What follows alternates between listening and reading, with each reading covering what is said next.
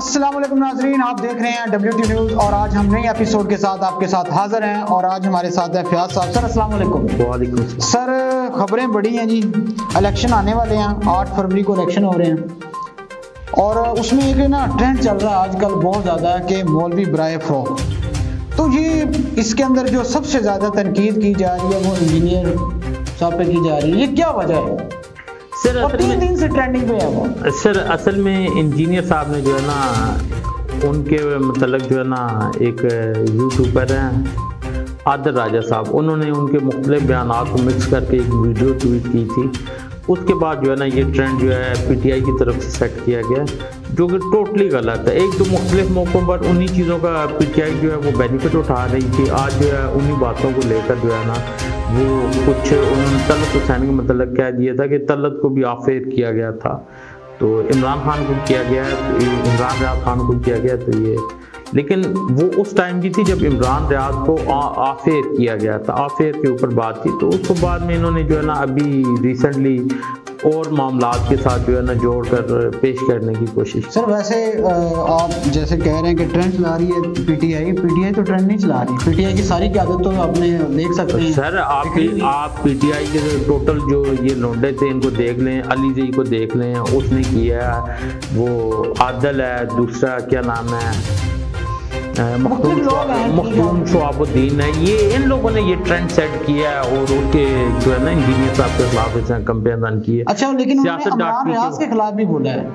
नहीं, इमरान रियाज के खिलाफ देखिए उनकी एक पुरानी ट्वीट थी जिस टाइम ऑफ एयर किया गया था, उसके मतलब वो बात हुई थी। तो उन्होंने कहा था यार ये तो पिछली गवर्नमेंट में भी जो है ना आपने तलत को ऑफ एयर किया या अमन मीर को किसी टाइम ऑफ एयर कर दिया, ये इतनी बड़ी बात नहीं थी जिसको अभी के तनाजर में जो है ना आप लोगों ने पेश कर दिया। अच्छा सर, एक ना सवाल है वैसे आपसे इसी से रिलेटेड। अभी 2 दिन पहले इमरान रियाज अदालत में पेश हुई ना, तो एक सहाफ़ी ने सवाल किया कि आपका सॉफ्टवेयर अपडेट हो चुका है। ये मेरे नहीं सर, ये मेरे ख्याल में जो लोग इस तरह के सवाल करते हैं उनको सोचना चाहिए वो अभी जिस कंडीशन से होकर आए हैं या अभी तक वो जिस कंडीशन में है, ठीक है, तो बहुत सारी ऐसी बातें होती हैं जो आपको तहजीब के दायरे में रहकर जो है ना आपको सवाल करना चाहिए और मौके की मुनासबत से जो है ना। असल में सहाफ़त में आजकल ये है कि आपने अपने व्यूज़ लेने होते हैं, उसमें आप जिस तरह भी ले सकें। तो अच्छा सर, एक सबसे बड़ा जो इस वक्त पूरे पाकिस्तान के अंदर है इलेक्शन, तो बिलावल भुट्टो साहब ने कहा जी नवाज शरीफ को छोड़े, इनको 3-4 आप जैसे PTI सबको मुझे मौका दिया गया है, तो मुझे मौका दें, इंशाल्लाह मैं पाकिस्तान जो है बिल्कुल ठीक कर लूँगा। और उन्होंने ये भी तनकीद की कि ये 15 महीनों की गवर्नमेंट जो है, जो उसके अंदर शहबाज शरीफ ने जो बेड़ा गर्क किया है, तो उसका नुकसान इनको भुगतना पड़ेगा। क्या ये बात ठीक कह रहे हैं? हालांकि ये अब नहीं अब आप जो है ना इसको दो डिफरेंट पैराए में देखेंगे। एक तो आप देखेंगे बिलावल भुट्टो ने जो बात की है जो नज़र आती है उसमें वजन इस हवाले से है कि बिलावल भुट्टो की खारजा पॉलिसी या खारजा मार्ग में पाकिस्तान ने बड़ी कामयाबी हासिल की है। क्या कामयाबी सर? सर आप देख लें, चीन जो आपके साथ नाराज हो चुका था उसको आप वापस दोबारा जुड़ गए। सर CPEC इस पे इन सब चीज़ों पे टाइम लगता है। एक दफ़ा जब एक घर को तोड़ा जाता है तो जोड़ने में टाइम लग जाता है, लेकिन चीन जो आपको इन्वेस्ट नहीं दे रहा था, जो आपके साथ चलने को राजी नहीं था, बिलावल ने कम अज कम उसकी कोशिशों से आप ये मानेंगे कि वो वापस हुआ है। सर वो तो 33 मुल्कों में घूमता रहा, मजे करता रहा। ये सर अब आपका पॉइंट ऑफ व्यू है, इस हवाले से मैं क्या कहूँ। ये पूरी अवाम सर अवाम गलत कह रही है। जो वजीर खारजा होता है उसका काम बाहर के ममालिक के साथ होता है। भाई इस तरह नहीं होता कि वजीर खारजा जो है वो घर में बैठा रहे। वजीर खारजा का काम ही एक बंदे को आपने रखा ही इस काम के लिए कि वो बाहर जाकर मुख्तलिफ शॉप पर जो है आपकी पब्लिसिटी करे। आप कहें जी वो जो है वो वहाँ पर जो है ना वो दस्तगंदारों के पास गया है। आपने कहा पब्लिसिटी करें, मैं सर आपको याद करवाना चाहता हूँ, आप पब्लिसिटी कर दी है, उसके बाद हमें क्या फायदा हुआ? क्या हमारा डॉलर कम हो गया? क्या हमारे मुल्क के अंदर कोई नहीं सर बिल्कुल आप अगर इस हवाले से बात करें तो बिल्कुल ऐसे ही है कि सऊदी अरेबिया जो आपको बिल्कुल अमदाद दाद भी नहीं दे रहा था, जो आपने बिलावल की वजह से आई है? नहीं, सिर्फ बिलावल की वजह से नहीं आई, लेकिन यह है कि आप जो कह रहे हैं ना कि उसकी कारकर्दगी, उसने एक हमारे जो साबका और एक्सपर्ट जिनको हम समझते थे, ये एक्सपीरियंस जो है ना वजीर खारजा थे शाह महमूद कुरैशी साहब, उनसे आप यकीन माने कि उन्होंने तो 10% परफॉर्मेंस नहीं दिखाई। तो बिलावल कल का बच्चा होकर उसने जो है उन सब ममालिक को अपने साथ वापस ले आया। आप यही वजीर खारजा हमारे थे शाह महमूद कुरैशी साहब, उनकी परफॉर्मेंस देखें, जब हमने कश्मीर के इशू पर जो है ना करारदाद मूव करनी थी तो हमारे पास 16 अरकान नहीं हो सके थे कि हम कम से कम करारदाद मूव कर देते, और उस टाइम हमें 52 ममालिक ने, जो अमित शाह साहब बता रहे थे कि 52 ममालिक जो हमारी हिमायत में है, तो एंड पर जिस दिन करारदाद मूव करनी थी, पेश करनी थी, तो हमसे 16 ममालिक नहीं हो पाए। इसका मतलब सर ये मैं आपको एक सवाल है कि पूरे पाकिस्तान के ऊपर इसका मतलब लानत भेजनी चाहिए कि 18 साल का लड़का जो बिलावल है, ठीक है, 20-25 साल का, और उसको आपने इस पे लगा दिया है, तो ये इस मुल्क के अंदर फिर तो ये हुआ ना, जैसे खान साहब ने कहा था, ये दो खानदान है, इन्हीं का मेन मकसद है इलेक्शन लड़ना, इन्हीं का मकसद है कि अवाम को बेवकूफ़ बनाना। ये दो खानदान है, इनको पूरी पीढ़ी में से बाकी कोई नजर नहीं आया। बहुत और सीनियर कितने लोग मौजूद हैं सर, ये बात असल में या तो आप समझना नहीं चाह रहे सर, हम समझना चाह रहे हैं। अगर आप समझना चाह रहे हैं तो आप बिलावल की परफॉर्मेंस के ऊपर बात करें।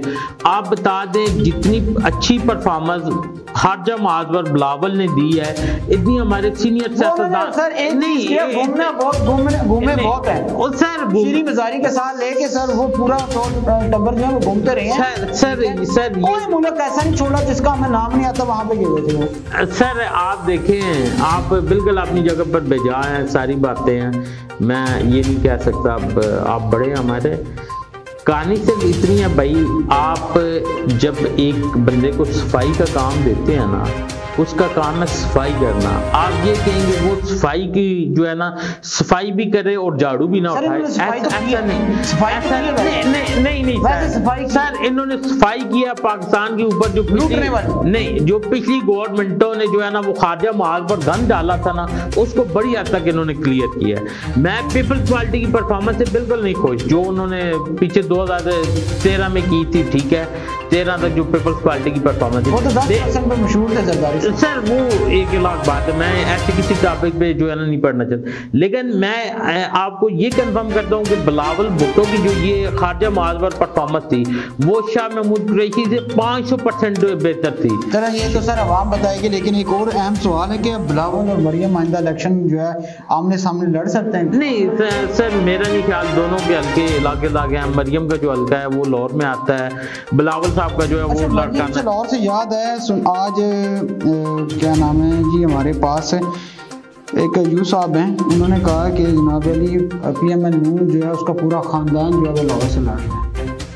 लाजमी बात है सर, उनका जो अपना पूरा खानदान जो है सर, मसला यही है कि जब उनका हल्का ही लाहौर में है, उनके हल्के ही लाहौर में है, तो उन्होंने लाहौर से इलेक्शन लड़ना है। लेकिन मरियम नवाज शायद जो है ना कराची से भी इस दफा जो है ना उनको लाया जाए।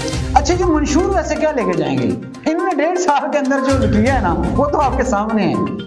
चले खान ने तो जो बेड़ा गर्क किया, आप कह रहे हैं ना ये किया वो किया, तो 1.5 साल के अंदर तो ये इन्होंने 1.5 साल में तो इनकी कोई परफॉर्मेंस नहीं। अगर आप 1.5 साल की परफॉर्मेंस, वो बिलावल भुट्टो वाली बात ठीक है कि इनकी जो परफॉर्मेंस है वो नजर नहीं आई 1.5 साल में जो इनको एक। वैसे इनका मंशूर वैसे क्या हो सकता है? जैसे अभी जैसे IPP वाले हैं, जहांगीर थे, उन्होंने कहा कि जी हम आपके पास जो चीनी है, ठीक है, उसका बहुत ज्यादा रेट कम करेंगे। और दूसरी बात उन्होंने एक नया वो कहा है कि भाई 300 यूनिट तक जो है माफ हो गई।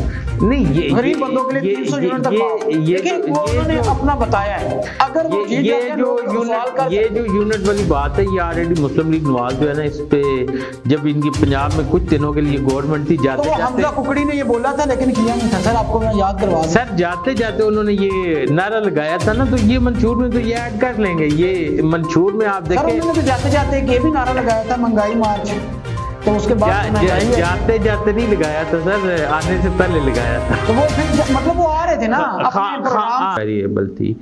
उस दिन जो क्रूड ऑयल की इंटरनेशनल मार्केट में प्राइस थी वो थी 12 रुपए के करीब, ठीक है। उस टाइम गवर्नमेंट ऑफ पाकिस्तान को जो क्रूड ऑयल मिल रहा था उस दिन के हिसाब से वो मिल रहा था तकरीबन 13 से 14 रुपये। बाकी आप जो टैक्सेस उसी हिसाब से लगा लें, बाकी चीज़ें मिला लें, तो हमें 50 रुपये के करीब जो है ना वो टोटल इधर आवाम को मिलना चाहिए था।